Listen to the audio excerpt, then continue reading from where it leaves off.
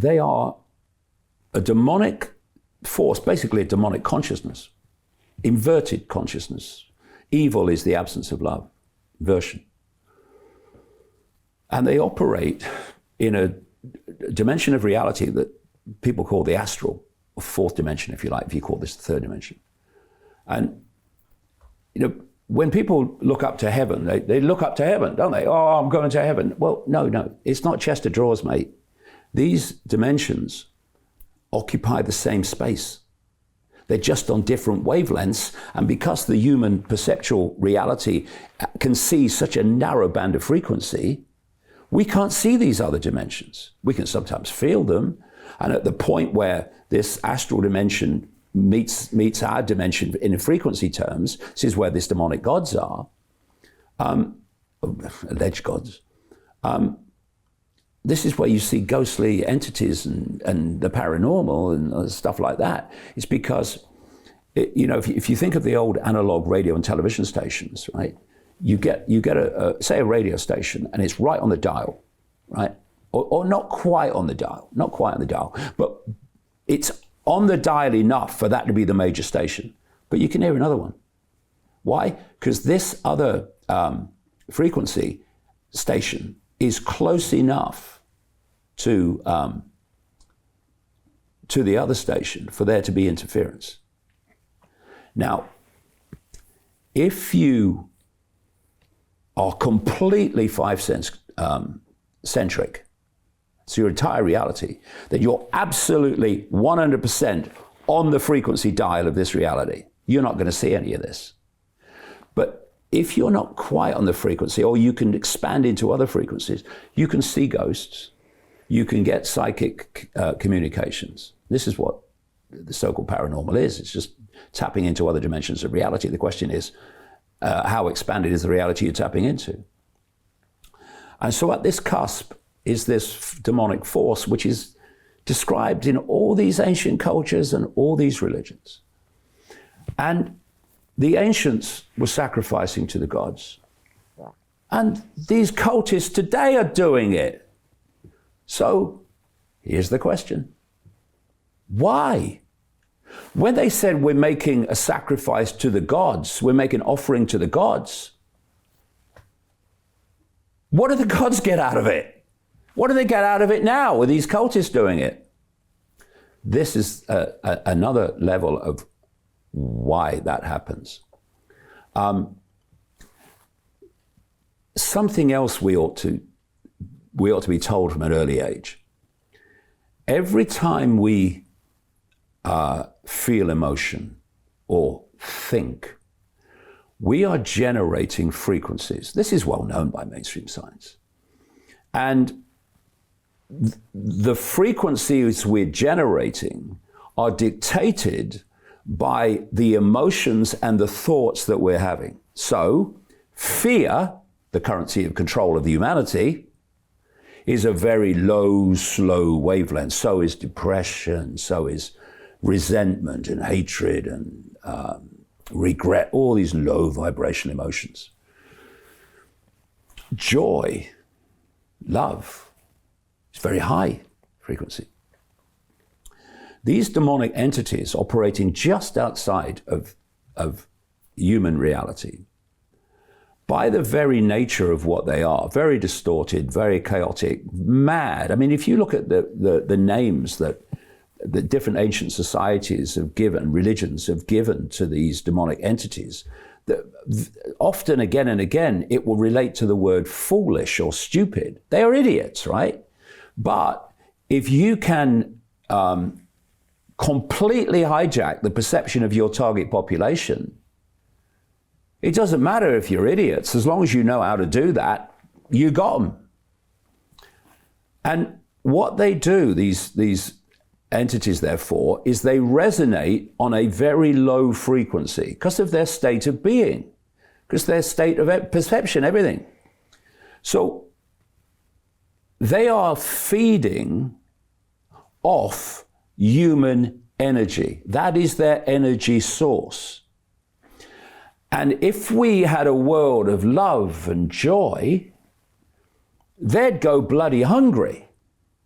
Because you can't absorb what you're not on the frequency of.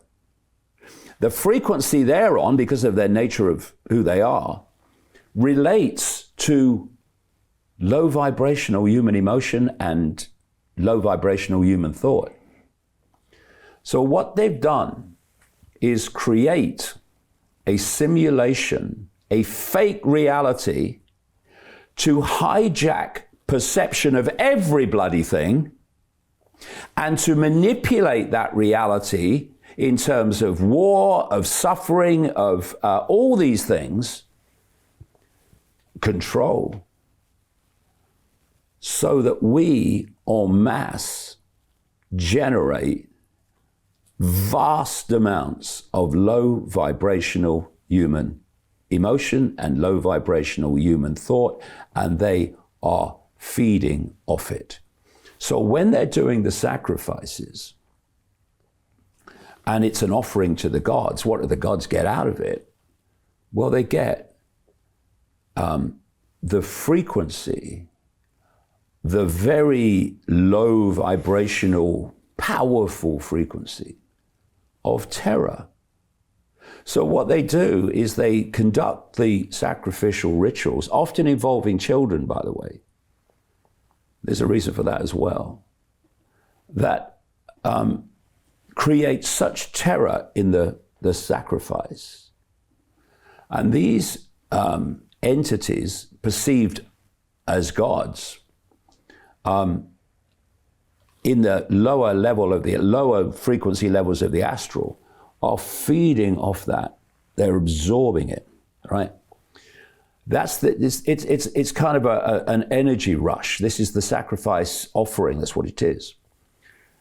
And the Satanists in this reality that are conducting the ritual to elicit that sacrifice to the gods, that same terror, which manifests as a frequency in that way, on the, if you like, chemical level of the biological computer, manifests as a very powerful adrenaline entering the bloodstream. And the Satanists in the ritual, in this reality, drink the blood of the sacrifice. And that's where the whole idea, the whole theme of adrenochrome comes from, as people have investigated and researched rich and famous people being involved in satanic sacrifice ritual, not least of kids. And this adrenaline in the blood, which they drink in these sacrificial rituals, gives them a high. It's like a drug to them. Why kids, by the way? Well, you know, I've been saying for years that Satanism and pedophilia is fundamentally connected. So why? For some reason, these demonic entities want more than anything the energy of children before puberty. So we perceive puberty as a chemical change in the body, right? Hormonal change. But what that's an expression of is the frequency change in the field, because the electromagnetic field of the body, the hologram is an expression of that. So Jim Rickards has just recorded a video that's not available to anyone in the public, and he's going to be talking about how this upcoming recession is going to be fast, it's going to be bloody, it's going to be nasty. But at the same time, he's going to show you how you can position yourself to profit from all of this chaos. Now, we've made this video only available to our viewers. Go to londonreal.tv/Jim. Watch that immediately. I can't say enough good things about Jim Rickards. He understands the global economic system better than any guest I've ever had on London Real. His predictions are almost uncannily true, and you can learn how to profit from his vision, from his expertise, and his understanding of economics. So go to londonreal.tv/Jim or click the link below. It's an excellent, excellent look on what's going to happen in the future and how you can position yourself to profit from that. Jim is one of the best in the business, one of my favorite guests on London Real, and he's very, very good at predicting the future and showing us all to profit from it. So click the link, and I hope you enjoy. The greedy bankers are about to do it again. In 2008, they crashed our financial system and nearly bankrupted the entire global economy. Then they received trillions of dollars in government bailouts. And after, they demanded fat bonuses paid for by you, the taxpayer. It turns out the banks haven't just been screwing the American taxpayers, they're also screwing over their investors. Turns out the banking industry is the worst place you could put your money, despite enormous taxpayer bailouts. Now the bankers are back to take away your financial freedom. They lie and tell you that cryptocurrency isn't safe. They try to make it illegal for you to choose how to invest your hard-earned money. They lie and say cryptocurrency is used by money launderers and criminals. But look at the record. It's the banks themselves that launder hundreds of billions of dollars every year to the biggest criminal operations in the world. Leaked documents have revealed how some UK banks have helped criminals, money launderers and Russians under sanctions. American authorities discovered that the Sinaloa cartel moved $881 million through HSBC accounts as bank officials turned a blind eye to the illegality. The bankers lie and say cryptocurrency is not a real investment. Meanwhile, the smartest CEOs in the world are buying billions and billions of it. The truth is that banks lie about cryptocurrency because it makes them scared. The banks take $9 trillion per year of your hard-earned money, and they are worried that they will finally be exposed. They're scared because crypto means they can no longer control your money, which means they can no longer control you. They are scared because you might actually understand your money and intelligently decide what to do with it. Now is the time for us to come together, fight back, and take control. It's time to educate ourselves, our families, and our communities. Because financial education means financial freedom. We know that cryptocurrencies will help us build the new decentralized financial system of the future. A banking system that is of the people, by the people, and for the people. A banking system where access to finance is a fundamental human right. A banking system that is free and fair and welcomes all humans on this earth. The DeFi revolution is happening. We, the people, can no longer be fooled. We choose to take control of our finances. We choose to take control of our freedom. We choose to take control of our future. Join us, and let's take back our financial freedom forever.